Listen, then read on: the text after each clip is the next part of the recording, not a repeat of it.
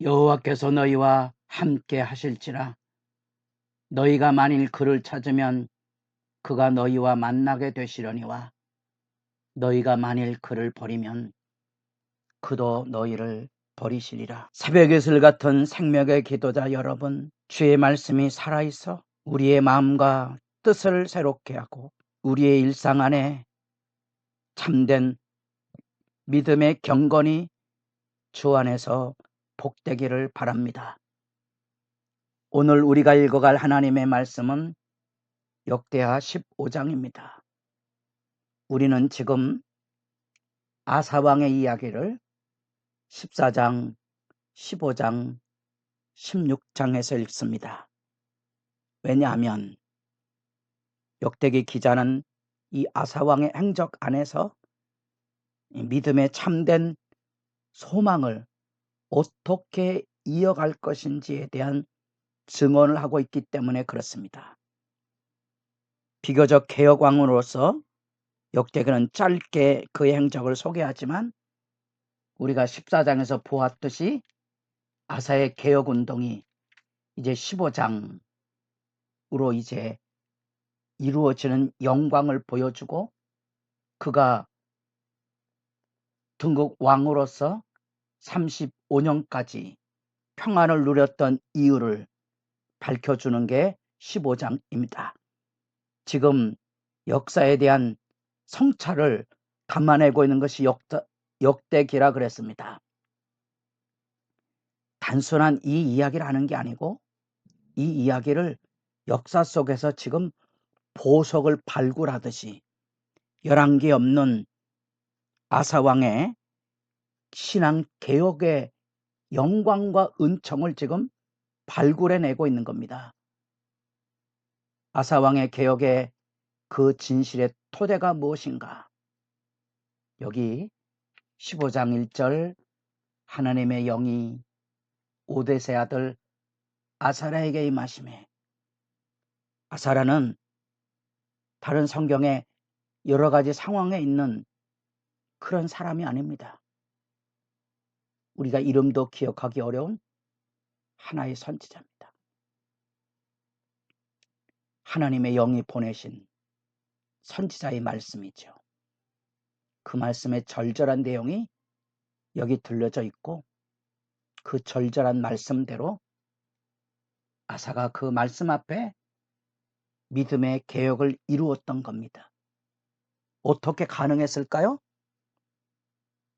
믿음의 사람들, 경건한 사람들이 많아서 함께 뜻을 다하여 역사를 이룬 겁니다. 그게 왕의 사명이기고 그게 왕의 책임이기도 하죠. 백성들 속에 경건한 무리들을 길러낼 수 있었다면 하루아침에 개혁을 이룰 수 있는 것이 아닙니다. 많은 사람들이 신앙의 개혁을 이루고자 열변을 토하기도 하고 교회에서 옳은 얘기를 얼마나 많이 쏟아내는지 모르지만 침묵하십시오. 일꾼들이 일어나지 않으면 개혁을 이루는 일은 불가능한 일입니다. 여하튼 역사 속에서 분명한 하나님의 말씀이 들려옵니다. 경건이 일어날 때 이 하나님의 말씀이 임합니다. 그 하나님의 말씀이 임하여 말씀을 선포할 때 역사 현실은 대부분 그 사람을 비난하고 불평하고 죽여 없앱니다. 그러나 경건한 사람들이 귀를 기울이는 부흥의 시대 때는 사람들이 합력하세요. 위대한 역사를 일으킵니다. 아사왕의 시대가 그러합니다. 이 경건한 사람들은 여러분들이 르호보암 때 북쪽에 있던 제사장과 레위인들이 신앙의 자유를 찾아 내려왔던 그 무리들의 기반이 이 아사왕까지 종교개혁의 기반이 되었던 것을 간과하지 말아야 됩니다.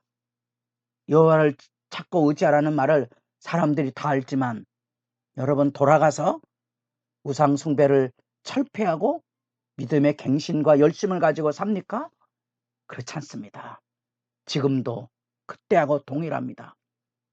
오늘날에도 성도들이 온갖 탐욕의 신, 쾌락의 신, 성공과 야망의 신, 시기의 신, 수도 없는 신들을 섬기며 그런 악의 현실에 굴종 매달려 살아가고 있습니다.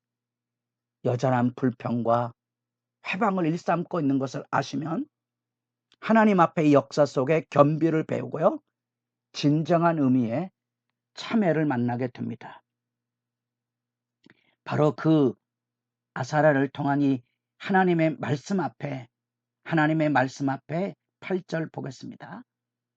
아사가 이 말 곧 선지자 오뎃의 예언을 듣고 마음을 강하게 하여 가증한 물건들을 유다와 베냐민 온 땅에서 없애고 또 없애고 재건하고 사람들을 모았다는 거예요.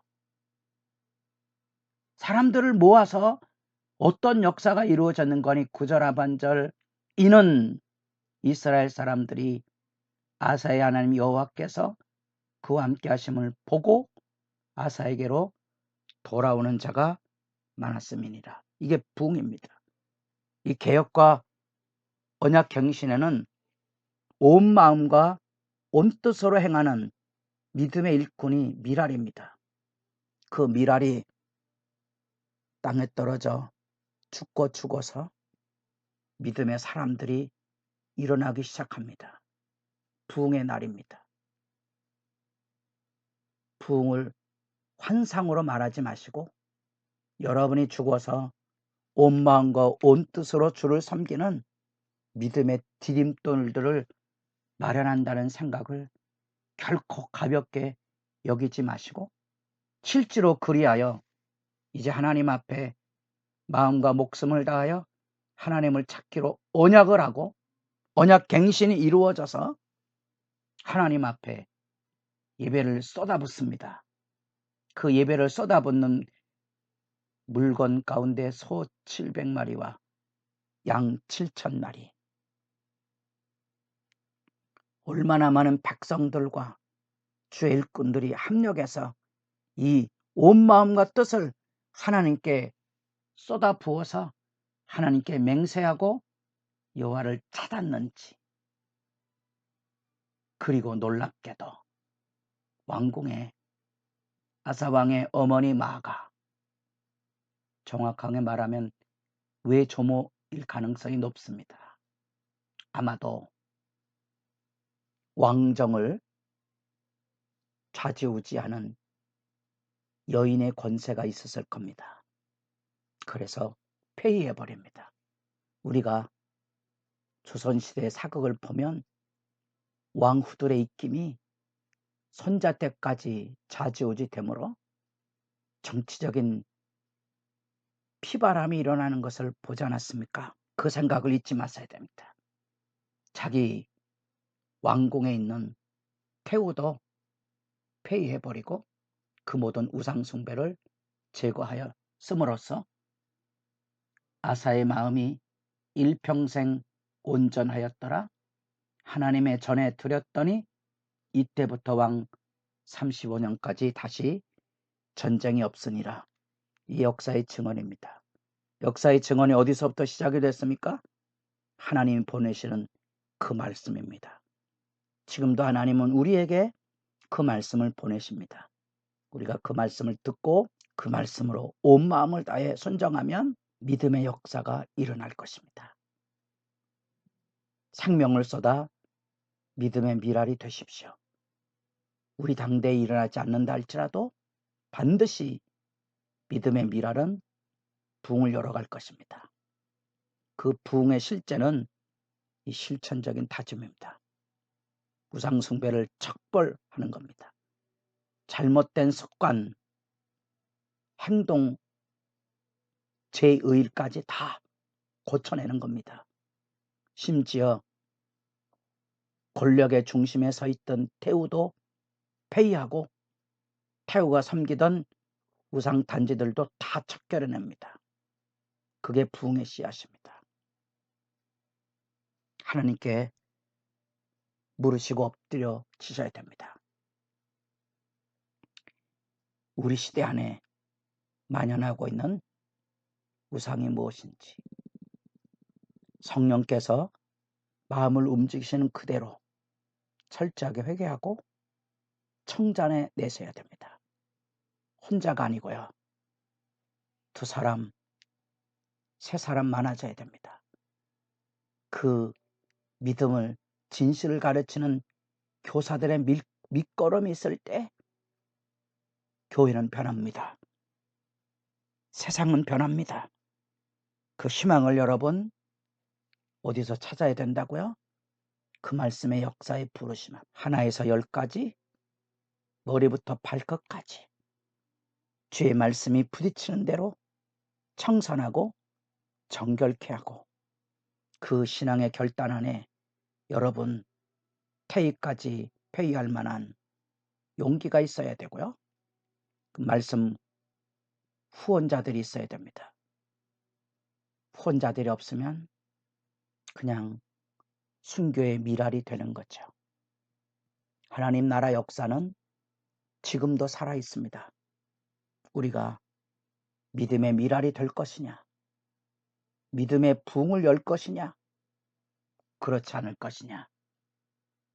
너희가 하나님을 찾으면 하나님이 너희와 만나시고 너희가 하나님을 저버리면 하나님도 너희를 저버리시. 말씀 앞에 기도하는 시간이 깊어져 가기를 바랍니다.